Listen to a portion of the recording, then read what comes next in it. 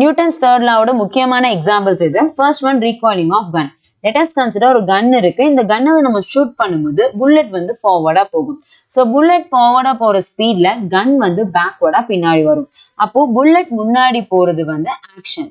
அதே மாதிரி கன் வந்து பின்னாடி போறது force due to the reaction. Okay, அப்போ இங்க ஆக்ஷன் ரியாக்ஷன் மட்டும் சாட்டிஸ்ஃபை ஆகல, மொமெண்டமும் சாட்டிஸ்ஃபை ஆகும். That is momentum of the bullet that is equal to momentum of the gun.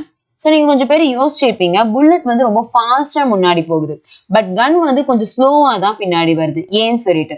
So first மொமெண்டமோட formula வச்சு நான் சொல்றேன். மொமெண்டமோட ஃபார்முலா என்ன? மாஸ் இன்டு வெலாசிட்டி தானே. ஸோ மொமெண்டம் ஆஃப் த புல்லட்டுக்கு mass of the bullet into velocity of the bullet that is equal to mass of the gun into velocity of the gun. So bullet and gun ரெண்டையும் compare பண்ணி பாருங்க.